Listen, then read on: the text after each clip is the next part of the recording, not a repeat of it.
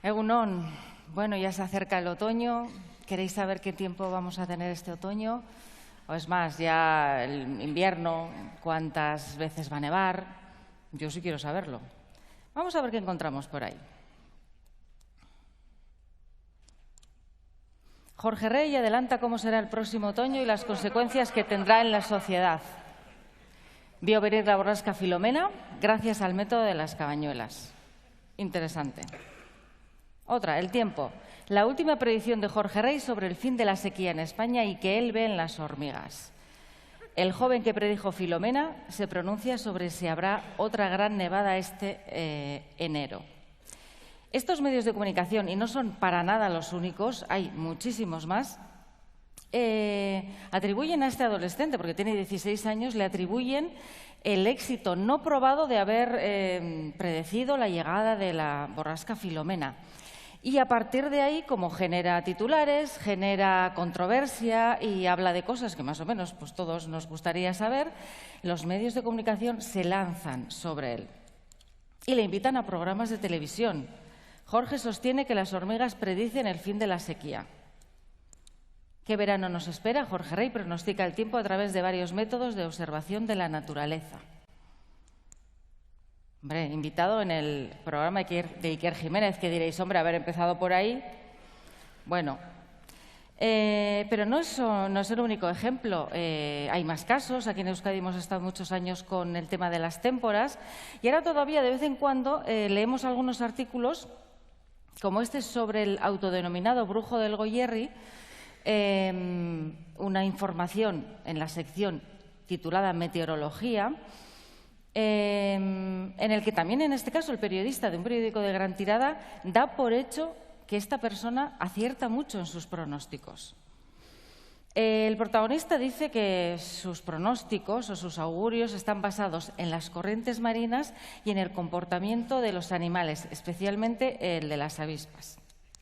Que, a ver, esto de los animales, claro que hay muchas especies de animales que son mucho más sensibles que el ser humano a las condiciones del entorno, las condiciones atmosféricas que nos rodean, especialmente los cambios de presión.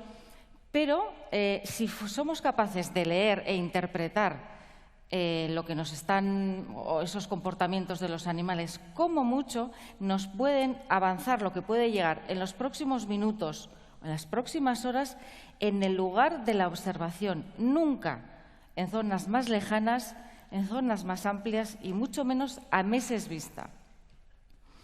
Pero es lo que prometen hacer estos métodos llamados tradicionales, que realmente surgieron cuando no se conocía cómo se comportaba la atmósfera. Estoy hablando de las cabañuelas, de las témporas.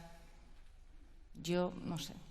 Os veo con caras raras como diciendo, ¿y eso qué es? No tenéis mucha idea. O sea que lo voy a tener que contar. Bueno, no pasa nada. Yo creo que Peláez me va a dar tiempo si me paso un poquito. Yo creo que sí. Esto merece la pena. Rápidamente, porque tampoco... Estos métodos se basan en tomar o observar el tiempo en un día en concreto, en un lugar en concreto y después, bueno, pues hacer extenderlo a un mes entero. Por ejemplo, si nos fijamos en lo que hace el día 1 de enero, ya tenemos el pronóstico para todo el mes de enero. ¿Qué hace el 2 de enero? Pues tenemos ya todo febrero. El 3 de enero, en un lugar en concreto, ya tenemos todo el mes de marzo, por ejemplo, para toda la península. Y así hasta el 12 de enero, en el que la observación de ese día, en ese lugar, nos podrá decir lo que va a hacer en el mes de diciembre. Pero estos métodos también tienen sus variantes y dependiendo del lugar donde se hagan o de quién los haga, los días son distintos, las relaciones entre días y meses también son distintas. Pero es, digamos, en lo que se basan. ¿Qué os ha parecido? ¿Raro? ¿Chulo? Yo creo que ya es chulo. ¿Qué pasa? Que, hombre, pues evidentemente se carga todas las leyes físicas, todo lo que conocemos del comportamiento de la atmósfera. Se lo tira por tierra. La atmósfera realmente es un sistema muy complejo, es cierto. Y es altamente sensible a las condiciones iniciales. Son determinantes las condiciones iniciales para conocer su evolución. Lo voy a intentar explicar de forma breve, rapidita, que no hay mucho tiempo, y voy a intentar que se entienda. Supongamos que conocemos en un momento dado el estado de una parcela de aire, de una parcela de atmósfera, con su presión, su temperatura, su humedad. Y decimos, bueno, vamos a ver cómo va a evolucionar en los próximos días. Por ejemplo, supongamos que queremos una evolución hasta 8 días. Aplicamos las ecuaciones del comportamiento, que describen el comportamiento de la atmósfera y obtenemos un resultado de aquí a 8 días con esa parcela que tendrá otra presión, otra temperatura, otra humedad, otro viento, etc. Vale.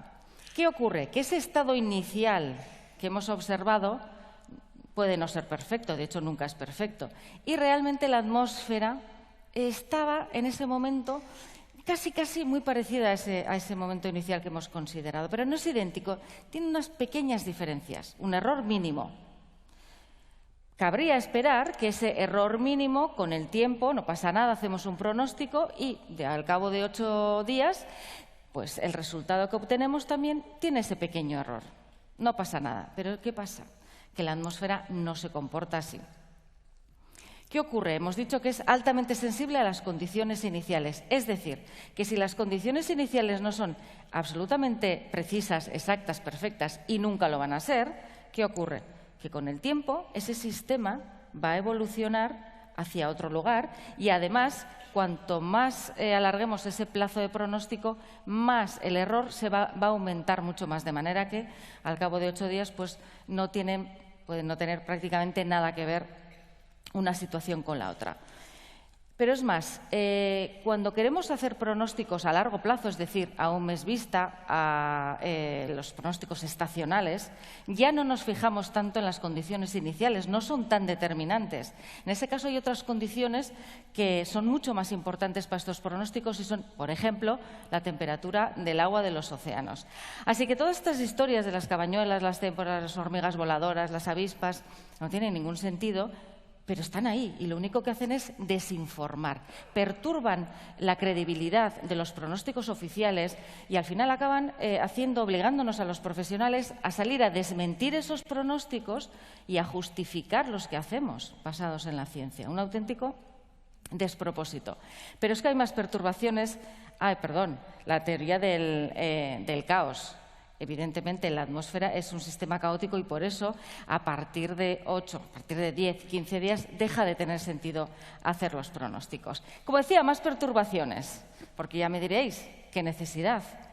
Pero bueno, puede ser con mucho frío, puede ser con gran oleaje.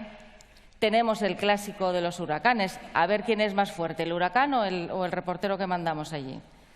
Tenemos más casos. Es que no sé si reírme o llorar. No lo puedo comentar. ¿Y qué ocurre si en televisión estamos viendo todo este tipo de imágenes? ¿Qué percepción del riesgo tiene al final la población? A esto también le podríamos añadir titulares que no se ajustan a la realidad cuando hablamos de las situaciones meteorológicas. Titulares alarmistas, titulares exagerados, muy exagerados, exageradamente exagerados. Y es que una vez una editora de unos informativos me dijo: Oninche, no dejes que la verdad te estropee un buen titular. Claro, pero hay más perturbaciones, porque claro, los meteorólogos también tenemos nuestros propios terraplanistas.